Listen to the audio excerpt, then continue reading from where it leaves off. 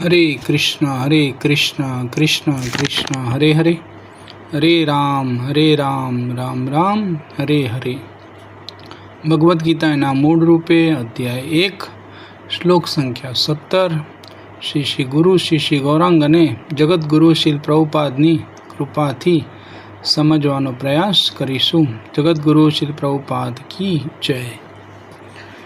काशश्च परमेश्वास शिखण्डी च महारथ दृष्टधुम्नो विराटश्च सात्यकी अपराजित।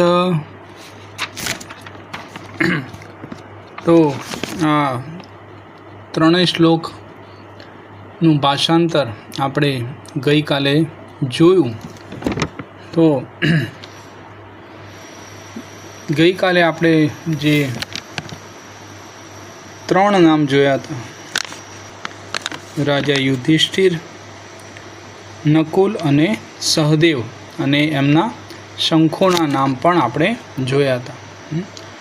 તો અહીંયા ગાડીના આ શ્લોકમાં આપણે જોઈ રહ્યા છીએ સૌથી પહેલાં કાશીરાજ, ત્યાર પછી શિખંડી, ધૃષ્ટદ્યુમ્ન, વિરાટ અને સાત્યકી।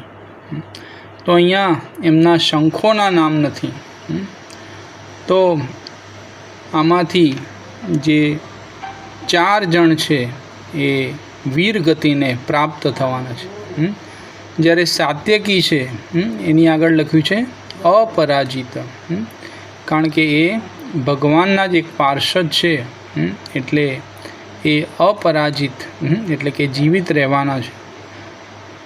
તો સૌથી પહેલાં કાશીરાજ। તો કાશીરાજ એ કોણ હતા? તો કાશીરાજ એટલે આપણે જાણીએ છીએ કે કાશી એટલે આજનું વારાણસી, તો તેમના રાજા હતા। તો એમણે પાંડવોને કેમ સાથ આપ્યો? કારણ કે પિતામહ ભીષ્મ છે, એમની જે 3 કન્યાઓ છે એ 3 કન્યાઓ છે એ બળજબરીથી એમની ઉઠાંતરી કરીને લાવ્યા હતા। તેમના જ અનુજ વિચિત્ર વીર્ય માટે આ 3 કન્યાઓનું નામ હતું અંબા, અંબિકા અને અંબાલિકા। તો એ વખતે એવી પરંપરા હતી કે જે કાશી રાજાની જે કન્યાઓ હતી, કાશીની જે કન્યાઓ હતી એ કુરુવંશના રાજકુમારોને જ પરણતી હતી। તો પિતામહ ભીષ્મે જ્યારે અખંડ બ્રહ્મચર્યનું વ્રત લીધું એટલે કાશીની જે કન્યાઓ છે એ રાજાએ એ કન્યાઓને મોકલવાની ના પાડી, અને કાશીરાજ છે એ બિલકુલ અપસેટ થઈ ગયા, અને કૌરવ પ્રત્યે એમને ખૂબ વેરભાવ હતો, અને આગળની પેઢીની જે કન્યાઓ હતી એ કન્યાઓને મોકલવાની ના પાડી દીધી હતી, અને એટલે જ કૌરવો છે એમનાથી નારાજ થઈ ગયા, અને એટલા માટે જે કાશીરાજ છે એ એમને પાંડવોનો સાથ આપ્યો, અને કાશીરાજ છે એ યુદ્ધમાં ખૂબ પ્રવીણ હતા અને ખૂબ સારા છે એ ધુરંધર હતા।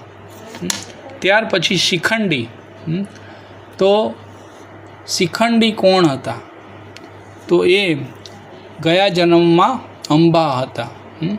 જ્યારે પિતામહ ભીષ્મ જે 3 કન્યાઓ અંબા, અંબિકા અને અંબાલિકાને જ્યારે એમનું હરણ કર્યું ત્યારે અંબા અને અંબિકા અને અંબાલિકા એ તો એમની સાથે આવી ગઈ, પણ અંબા છે એ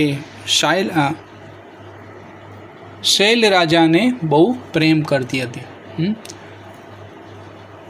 અને આ શૈલ્ય રાજા છે એ ખૂબ વીર હતા, અને એમણે પિતામહ ભીષ્મનો એ વખતે ખૂબ પ્રતિકાર કર્યો હતો। તો એમને પિતામહ ભીષ્મ સાથે યુદ્ધ કર્યું, પણ શૈલ્ય રાજા છે એ હારી જાય છે। ત્યારે અંબા છે એ શૈલ્ય રાજા પાસે જાય છે અને શૈલ્ય રાજા એમને સ્વીકારવાની ના પાડે છે અને એ કહે છે કે હવે તું પિતામહ ભીષ્મની જ થઈ ગઈ છે. તો પિતામહ ભીષ્મે તો અખંડ બ્રહ્મચર્ય વ્રત ધારણ કર્યું હતું, એટલે અંબા છે એ એમના ગુરુ પરશુરામ પાસે જાય છે અને પરશુરામજી અને પિતામહ ભીષ્મનું ખૂબ યુદ્ધ થાય છે અને એ યુદ્ધ કોઈ પણ પરિણામ વગર અનિર્ણિત યુદ્ધ છે એ રહે છે. અને અંબા છે એ વખતે વ્રત લે છે કે હું બીજા જન્મમાં હું પિતામહ ભીષ્મની મૃત્યુનું કારણ બનીશ. તો એ રીતે શિખંડી છે એક પુરુષ હતો, પણ પિતામહ ભીષ્મ એને હંમેશા સ્ત્રી તરીકે જોતા હતા.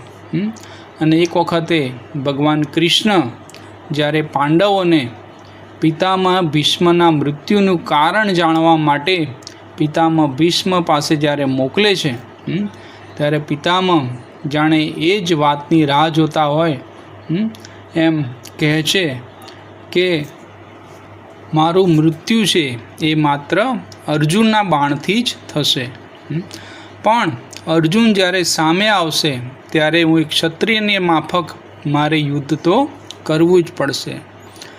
પણ જો એ શિખંડીને એક ઢાલ તરીકે મારી સામે લાવશે તો હું છે એ મારા શસ્ત્રો હેઠા મૂકી દઈશ અને એ રીતે અર્જુનના બાણથી મારું મૃત્યુ થશે. તો શિખંડી પણ એક મહારથી હતો. ત્યાર પછી ધૃષ્ટદ્યુમ્ન અગ્નિથી ઉત્પન્ન થયેલો કે જેનું એકમાત્ર લક્ષ્ય દ્રોણાચાર્યનો વધ કરવાનું હતું. કારણ કે દ્રોણાચાર્યને વરદાન હતું કે જ્યારે પણ એમની હાથમાં શસ્ત્રો હોય ત્યારે એમને કોઈ મારી શકતું નહીં. એ રીતે જ્યારે યુદ્ધમાં અશ્વત્થામાના મૃત્યુના સમાચાર ફેલાય છે અને દ્રોણાચાર્ય જ્યારે શસ્ત્ર મૂકી દે છે અને ધ્યાનસ્થ થઈ જાય છે, ત્યારે ધૃષ્ટદ્યુમ્ન દ્વારા દ્રોણાચાર્યનો વધ થાય છે. ત્યાર પછી વિરાટ રાજા જ્યારે પાંડવો બીજી વાર જ્યારે ધ્રુત ક્રીડામાં હારી જાય છે અને એ વખતે એવી શરત મૂકે છે કે 12 વર્ષનો વનવાસ અને 1 વર્ષનો અજ્ઞાતવાસ છે પાંડવોએ ભોગવવો પડશે. તો આ 1 વર્ષનો જે અજ્ઞાતવાસ હતો એ પાંડવોએ વિરાટ રાજાને ત્યાં જ પસાર કર્યો હતો અને બધાએ અલગ અલગ વેશ છે એ ધારણ કર્યો હતો.